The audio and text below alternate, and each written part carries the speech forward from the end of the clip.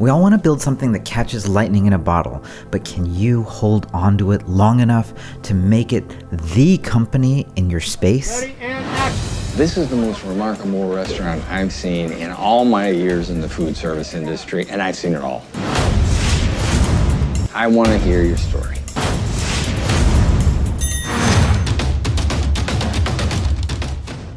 Today, we're talking about the two huge milestones every founder who makes it has to figure out: catching lightning in a bottle and holding onto it. What starts like this, lightning first captured, a rare miracle, can become this, a powerful machine that harnesses lightning into something that can touch everybody on the planet. And if you watch to the end, you'll find out which of those two stages is more valuable. Let's get started.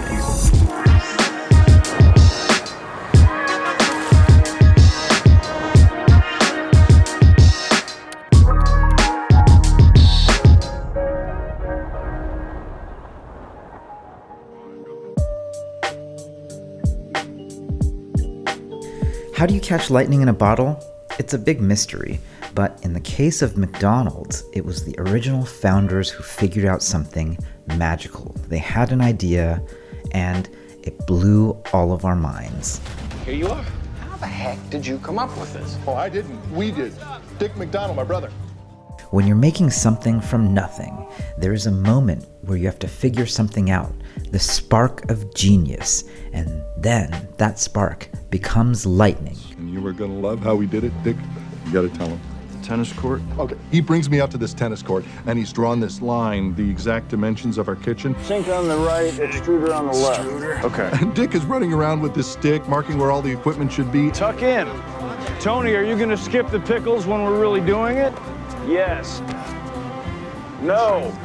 No. Catch up! Use your lazy Susan. And pickles, and pickle, and mustard! The Speedy system is born. And it's off to the races. The Speedy system was how the McDonald's brothers did it, by measuring time and motion and literally trying it out in person, live on a blacktop. They prototyped something that had never been done before. It's time to lean, it's time to clean. Let's go. They didn't just create fast food as we know it, they had to invent all the things that we take for granted that didn't exist back then. So one of the things they did was they created a little machine, like a flour sifter looking kind of thing, that they would just push a button and the right amount of ketchup would drop right onto the bun every time. Now, where'd you get those? We made them. Made them. Yeah, custom built. Full kitchen is. It's a really incredible story because it shows you the excitement of this company at the beginning and what it must have felt like to stumble on this for a businessman like Ray Kroc. A fresh, delicious burger from grill to counter in 30 seconds. Now, while the brothers created this system and caught lightning, it was an entirely different person who came along who found a way to hold that lightning and harness it to build the future. That man was Ray Kroc, and this is what it was like for him to experience McDonald's for the very first time. Hi, welcome to McDonald's. May I take your order? Yeah, give me a hamburger and french fries and a Coca-Cola. That'd be 35 cents, please. Ready? 15 cents is your change. Here you are. What's this? Your food. No. I just ordered. And now it's here. You sure? All right. Where are the, silverware, the plates, and everything? You just eat it straight out of the wrapper and then throw it all out. All right.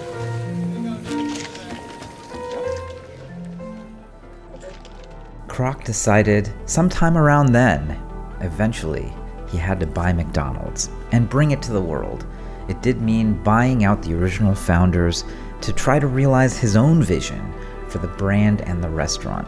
And as he scaled McDonald's, he said, perfection is very difficult to achieve, and perfection was what I wanted in McDonald's. Everything else was secondary for me. Ray Kroc's vision of the McDonald's future was endless, was boundless.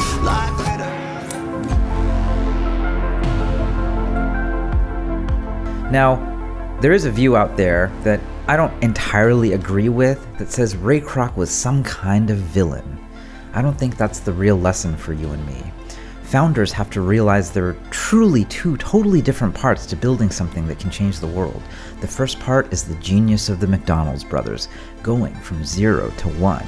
That stage requires a brilliance of a particular kind, bottom-up resourcefulness, and a willingness to diverge from how it was always done. The second part, harnessing that energy and bringing it to the world, requires almost a totally different skill set.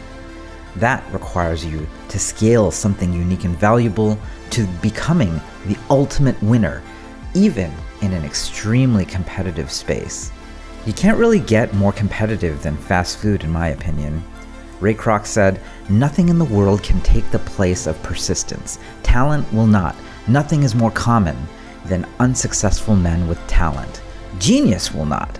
Unrewarded genius is almost a proverb. Education will not. The world is full of educated derelicts.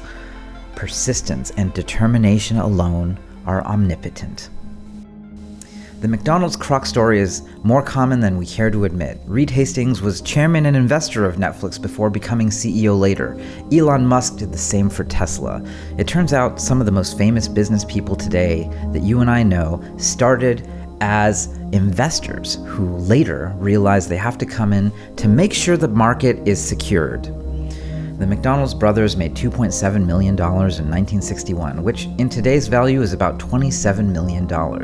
Ray Kroc's widow inherited over $500 million in 1984, or about $1.4 billion in today's value, adjusted for inflation. If you're looking for what is valuable, at least by market standard, this is a very counterintuitive thing. Now, inspiration is valuable, but execution and winning in a crowded marketplace is sometimes, and in this case, worth far more. Ideas are always a multiplier on execution. And that's a weird thing for founders, especially who really focus on 0 to 1. Catching lightning in a bottle is far more rare, but execution, it turns out, is far more valuable. But if you're a 0 to 1 founder like me, not all is lost. Some of the most amazing founders I've met, like Brian Armstrong at Coinbase or Brian Chesky at Airbnb, they've been able to do both. But you have to know it's like shooting a bullseye twice, back to back. It's that hard. Know what stage you're in at any given time. Finding lightning in a bottle or holding on to it. And knowing that will let you work accordingly. If there's a lesson, maybe it's this. The only thing harder than catching lightning in a bottle is holding on to it. I'll see you next week.